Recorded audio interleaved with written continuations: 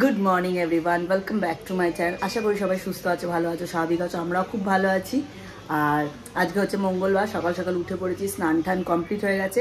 আজকে তো কুর্তি বেলায় দোকান যাচ্ছে, দাদাভাই সকালে গেছে, যেহেতু আজ দিদিয়ার বার্থডে। দাদাভাই দিদিয়াকে নিয়ে একটু সন্ধ্যাবেলা বেরোবে, ওই কারণে দাদাভাই আজ সকালবেলা দোকান গেছে। আর কুর্তি আজকে একটু অনেক দিন বাদে 10টা অবধি ঘুমালো। যাই হোক, এখনও গেছে ফ্রেশ ট্রেশ হতে। আমি চান হয়ে গেছে, এখন আমি মঙ্গলবার যেহেতু যাচ্ছি ঠাকুর ঘরে, বজরংবলীর পুজোটা দেবো, দিয়ে দুজন মিলে বেরোবো। কুর্তি আমাকে যে দোকান ছাড়বে, অনেক দিন বাদে দোকান ছাড়বে, ছেড়ে তারপর ওদের দোকানে ঢুকবে। চলো পুজোটা দিয়ে নিই।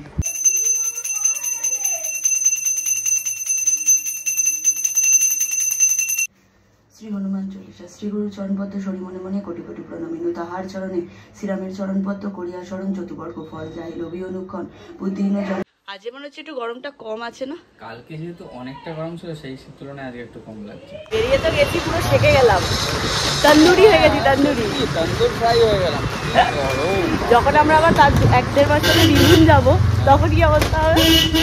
দাদার সাথে কথা হচ্ছিল সকালে, দাদা বলছে ওখানে পড়ে গেল, পড়ে গেছে। সকালবেলায় দাদার সাথে কথা হচ্ছিল, দাদা এখন এত গরম যেহেতু তাই জন্য স্কুল মর্নিং হচ্ছে, সকালে স্কুলে যাচ্ছে, বলছে এখনই ওখানে 42-43 ডিগ্রি টেম্পারেচার। 1 মাস বাদে কি হবে? 45-46 হয়ে যাবে বলছে। আমার বীরভূমে আমার দাদা দিদির বাড়িতে এসি বন্ধ হয় না গরমে, না অল টাইম এসি চলে। আজকে কতদিন বাদে কুটি আমাকে দোকানে দিতে যাচ্ছে। আসার সময় মানে রাজেশের সাথে আসি, আমি মিস করি ওকে। যেরকম প্রতিদিন দোকান যাওয়ার সময় গল্প করতে করতে যেতাম, ও আমাকে বলতে এটা করবে, ওটা করবে, সেইটা করবে, আমি ওকে বলতাম এটা করলে ভালো, ওটা করলে ভালো, এত আলোচনা করতে করতে যেতাম। সেখানে এখন আর ওকে মিস করি আমি। আজকে এতদিন বাদে বাবার চোখটা ঠিক হয়ে গেলে তো আর চাপ নেই, তারপরে বাবা দোকান যাবে, আর ওরাও না, ছেলেরাও আবার টাইম পাবে, তাই না? দেখো গাছটা পুরো ভরে গেছে,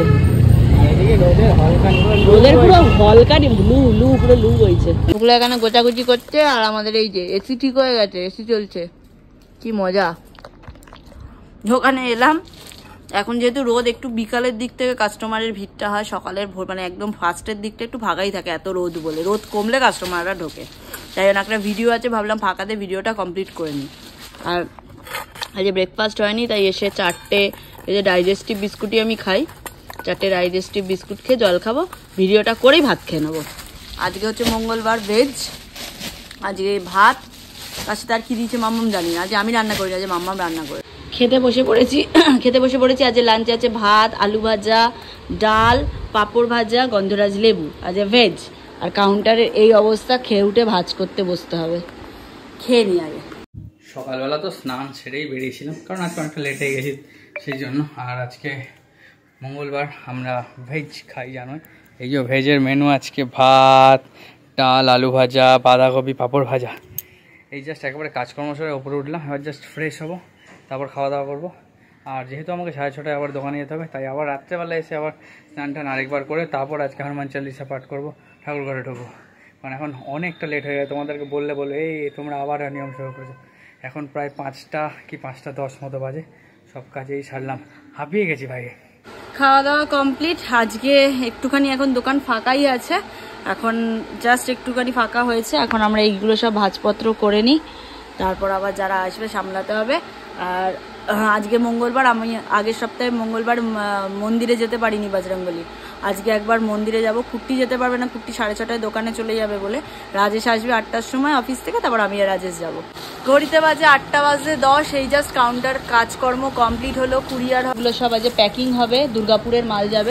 এখন একটু এসে জাস্ট বসলাম, রাজেশকে ফোন করলাম, ও বললো ওর অফিস ছুটি হচ্ছে, ও আর 10-15 মিনিটের মধ্যেই চলে আসবে। তারপর ও আর আমি যাব হচ্ছে আজকে হনুমানজির মন্দিরে, কারণ আগের মঙ্গলবার কিসের জন্য আমি যেতে পারিনি আমার ঠিক মনে নেই, বাট এই মঙ্গলবার আমার যেতেই হবে। আজকে আমার মন টানছে, আমাকে যেতেই হবে। তো কুট্টি তো দোকান চলে গেছে, ও তো আমায় নিয়ে যেতে পারবে না, তাই রাজেশকে ফোন করলাম, ও বললো হ্যাঁ দিদি আমি যাব। তো ও আসলে তারপরে আমি আর রাজেশ বেরোবো। ঘড়িতে বাজে 8:52, আমি আর রাজেশ বেরিয়ে গেছি দোকান থেকে। এখন যাচ্ছি হনুমান মন্দিরে পুজো দিয়ে তারপর বাড়ি ফিরে যাবো।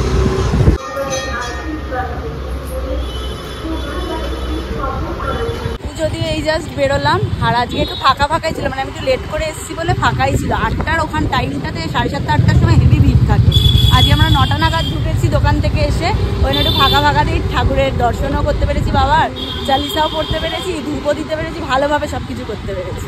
মনটা শান্তি হয়ে গেছে। সারাদিন ওয়েট করে থাকি কখন মঙ্গলবার হলে রাত্রিবেলা আসবো বাবার দর্শনে। এখন তো কাজকর্ম মোটামুটি হয়ে গেছে, এখন শুধু যাওয়ার সময় নিরামিষের জায়গা থেকে আরেকটা জায়গা থেকে আমাদের রুটি নেওয়া হয় শনিবার আর মঙ্গলবারটা, সেখান থেকে রুটিটা নেবো, নিয়ে বাড়ি যাবো। কারণ কুর্তির তো দোকান বন্ধ করে বেরোতে বেরোতে 12:30, তখন তো দোকান বন্ধ হয়ে যাবে রুটি, তাই জন্য এখন আমি রুটিটা নিয়ে নেবো, নিয়ে বাড়ি ফিরে যাবো।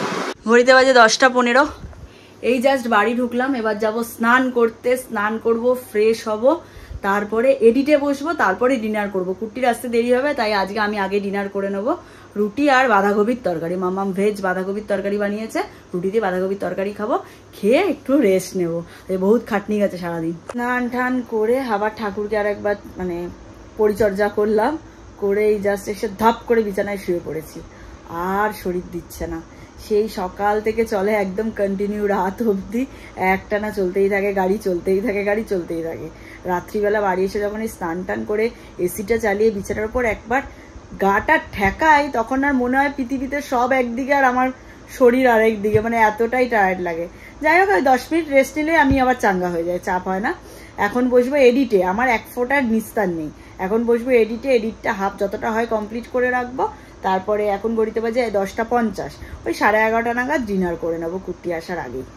অনেকক্ষণ আমি আর রিম্পা একটু গল্প করতে করতে, একটু না অনেকটাই গল্প করতে করতে অনেকটাই রাত হয়ে গেছে। আর ডিনার নিয়ে চলে এসেছি। আজকে অন্নপূর্ণা পুজোর প্রসাদও এসছে, মায়ের প্রসাদ বলে কথা। আমি ভেবেছিলাম কোথাও না কোথাও থেকে অন্নপূর্ণা পুজোর প্রসাদ আমার একটু চাই, চলে এসছে। রুটি, বাঁধাকপি আলুর তরকারি, এদিকে হচ্ছে কমলাভোগ আর পায়েস। এটাও পুজোর প্রসাদ।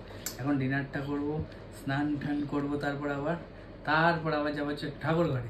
হনুমান চালিসা আজকে পড়ার সময় হয়নি, এখন গিয়ে পড়ে ঠরে তারপরে ঘুমাবো।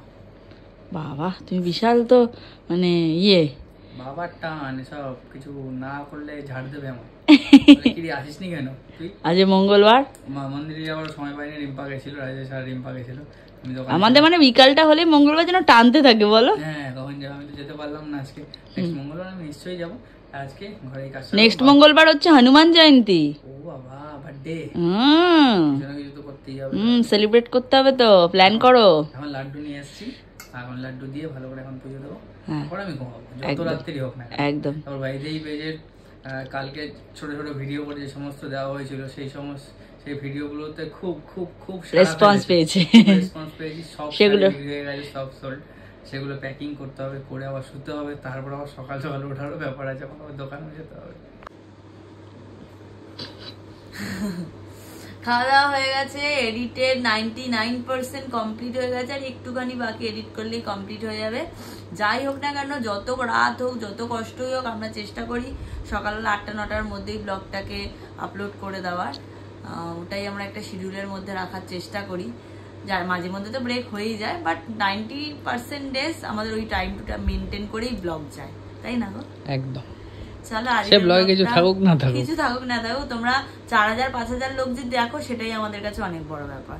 হয়তো 80-85-86 হাজারের চ্যানেল, বাট এখন আমরা সেরকম কিছুই দিতে পারি না। তাও যে তোমরা এটুকু দেখছো, এটাই আমাদের কাছে অনেক বড় ব্যাপার। 1-2 মাস পর থেকে যখন আবার ভালো ভালো কন্টেন্ট যাবে, তখন বেশি বেশি লোক দেখো, কোনো অসুবিধা নেই, তাই তো? একদম। চলো, টাটা, খুব ভালো থেকো সবাই, সুস্থ থেকো সবাই। আর আমার শাড়ির যে ভিডিওগুলো যাচ্ছে বৈদেহীর পেজের লিঙ্ক আবার ডেসক্রিপশনে দেওয়া আছে। যারা এখনো ফলো করোনি, ডেসক্রিপশনে ঢোকো, লিঙ্কে ঢুকে আমার পেজটাকে ফলো করে নাও, তাহলে অনেক কমে কমে শাড়ি তোমরা কিন্তু পেয়ে যাবে। প্রচুর কমে কমে শাড়ি সেল আউট হচ্ছে, মানে ভালো রেসপন্স। যাই হোক, আর আমার লুক মাই লাইফস্টাইল যে পেজটা রয়েছে, সেটাও যদি কেউ ফলো করে না থাকো এখনো, প্লিজ ফলো করে নাও। আর এভাবেই পাশে থাকো, সাথে থাকো, আর একটু সাপোর্ট করো, যাতে এই চাপের টাইমটাকে ওভারকাম করে বেরোতে পারি, তাই তো? 2 মাস হয়তো কষ্ট হবে, তারপর সব ঠিক হয়ে যাবে। তাহলে টাটা, গুড নাইট, ভালো থেকো সবাই, সুস্থ থেকো সবাই।